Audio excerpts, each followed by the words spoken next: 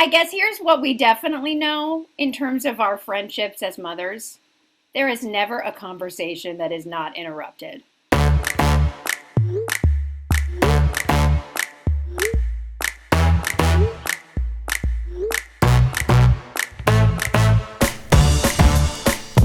Welcome to the Mom Thread. This is our little sliver of the internet where once a month we get different real world moms together to talk about not only being a mom, but also just being a human in the world. We're only a few weeks away from February 13th, aka Galentine's Day. What's Galentine's Day? Oh, it's only the best day of the year. Every February 13th, my lady friends and I leave our husbands and our boyfriends at home and we just come and kick it breakfast style.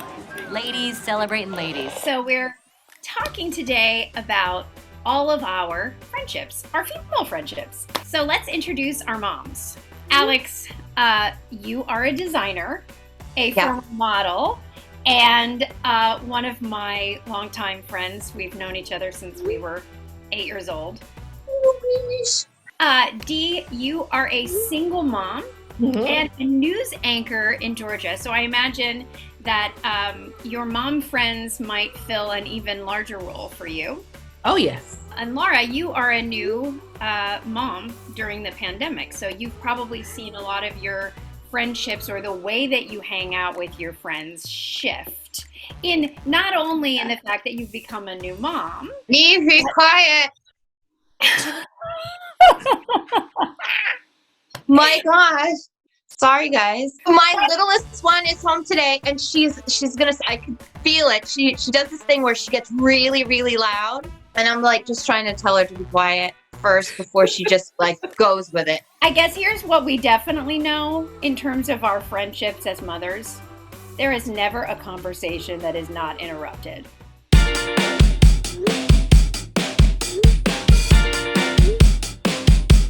Here's our first segment. Which mom friend are you? Number 1, the HBIC head in charge. You're always the one hosting gatherings or organizing the fun. You book the Airbnbs for the girls' weekends, and you make sure everyone shows up for the bachelor marathons, even if they don't want to. The cozy shoulder. When someone is in crisis, you are the first person they call. You always have plenty of fuzzy blankets, wine, and tissues ready for your friends that need a shoulder to cry on, aka good advice.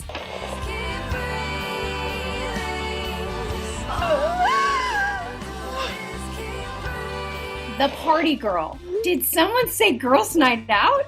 You're the friend who's notorious for letting loose when you finally get a night out. The phone a friend mom. You are quick to phone a friend in times of mom crisis and also often on the other end of those calls as well. So, let's start off. All right, I'm going to go with the HBIC, the head charge. I see. I think because I'm in operations as my full-time job and because I'm just like an organized person, I tend to get put into the position of being in charge and booking everything and making sure everyone's, reading every little thing. I'm not the HBCI in charge. No. I don't even want that role. No, I'm not. But I am the one that people call and I spend hours talking to them and consoling them. It's going to be okay, but I will give you tough love. No. This is what you did wrong. Now you need to make that right. Alex, what about you? I don't know. I think I'm a mix of everything. But like when you're talking about all these things, I feel like none of it really pertains to me now. It's like back in the day, I'm like, oh, how was I? Because I don't do a damn thing anymore. I hardly see anybody anymore. Oh, I mean, I'm sure everybody's in that position, right? I don't know. I feel like I could count my friends on one hand at this point. A lot of your friendships shift once you become a mom because your interests have changed. And so the point of connection is different.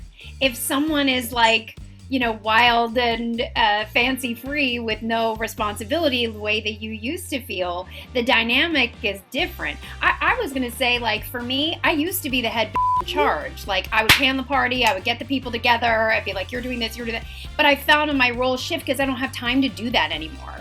I'm like, if you're doing something, I will come. But I will say about you, Alex, so I had a bachelorette party, and Alex was the only one with 3 children, and she planned it. You found the restaurant right.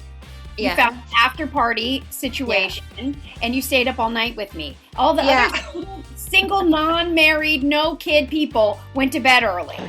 And like I said, I love you. Well, thank you. Okay, so how are you guys able to balance your friendships outside of momhood, relationships or marriage and work? Do you have trouble? Do you have specific time that you set aside for it? No, I don't. I can't set aside a time for like anything. You know, you just don't know what's gonna come at you. I feel like I've like thinking about it, like saying, okay, I'm going to call this person. Like I'm making it not a task. The task sounds so like obligatory, but like I'm never gonna have like you said, Alex, like we never have time for anything. So you know what? I'm gonna call you while Joaquin's taking a bath, or while Joaquin's eating his snack, or while you can just sit with me while I change this diaper, and like just like you can be in the room. If the phone falls, it falls. Like if you see me, you see me. If you're not, it doesn't matter. And so that's kind of the way that I've made it work, where it's like, just look into my really, really crazy life. It'll be okay. Hold on. Do not disturb. But like Laura, I would always call you when I was in the car, right? Yeah. I'll be like, "Oh, I'm driving to Walmart. I have 20 minutes." And I popped into my head, "What's up, girl?" You know? That's what I was going to say. That's when I talk to everyone. It's the car. I'm always shuttling or doing something, and it's always the car. And so it's, some days I've had to choose lately, Adele or Friends. Adele or Friends. So it's funny, Alex. Our husband partners love each other, and they have figured out times for us to hang out. They actually figured out a vacation and surprised us with it. Welcome to Eden, okay? The ultimate playground for couples. It's got fun, it's got sun, it's Disneyland for adults. But it was so nice because I think that actually began for us. We traveled really well together. We had a really good time. Like this opportunity to figure out what other things we can do in the future together as couples, Yeah. And that works really well because when you do have a partner, your time is even more limited by spending time with them and the people that they want to hang out with. So it's really nice when they like your friends. Okay, so this is a kind of a bit of a continuation of a little bit of one of the questions that we were talking about, or one of the things that we were talking about. And that's, how has being a mom changed your friendships, and how has it changed your identity as a friend to others? So those are a couple of different questions I'm going to throw out there to you guys. I'll start by saying that, and again, I'm a new mom in the pandemic. So my main two mom friends, I met through pregnancy support group on Zoom. Afterwards, when the surges had gone down, we finally started meeting up, and we had play dates every week, and it's become a really wonderful friendship. I'm in a huge mother organization that has a local chapter, so I have friends through that. Then I'm in sorority, and I have friends through that. And I have friends who are classmates from high school that we're still friends. We have a whole thread, a text thread and everything. And so their moms or whatnot, and it's just everybody sort of just meshes, and they're all in different aspects of my life, but they come together. It's unique, but we all somehow seem to stay in touch, and social media plays a large part of that as well. It's funny, you do keep track of people in that way, but it's also sad because I have one friend that is really engaged with the Instagram and whatnot, right? And if you text, or if you make a phone call or whatnot, she would respond with, "Oh, haven't you been looking at my stories, or haven't you been looking at Instagram?" And I'm like, no, sorry, I missed your stories, so I don't know what you did for Christmas," kind of thing, I'll say that in terms of, now that we're talking about Instagram stories, like sharing there has allowed me at least to be like, the knowledge that like, okay, you guys know what's going on. If you see it, if you don't see it, whatever. And that way I don't feel like, oh, I haven't updated anyone. And that's really helped, like being vulnerable on Instagram stories and just like saying like what I'm feeling, and then kind of like letting it go, being like, cool, I've updated everyone. And then like being able to have my little bubble of like private space before I come back and say, okay, cool. Now who do I want to talk to, or who's that deep dive that I'm going to go for?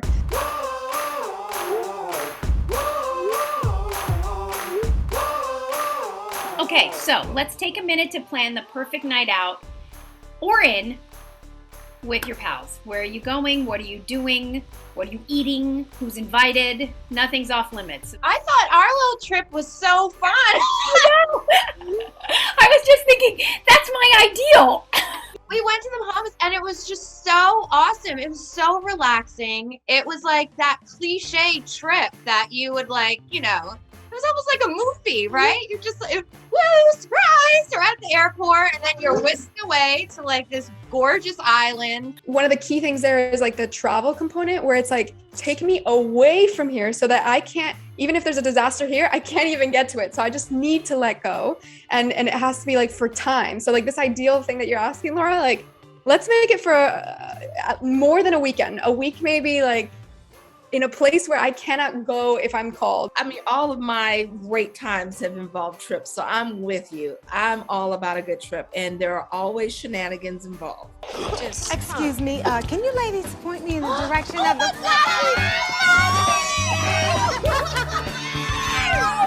Well, this has been so much fun. I hope we can all get together and go on a girls' trip together. Yes. If you're watching and you love our discussion, leave us a comment below that you'd want to be on the show, and we would love to have you. Have a great day.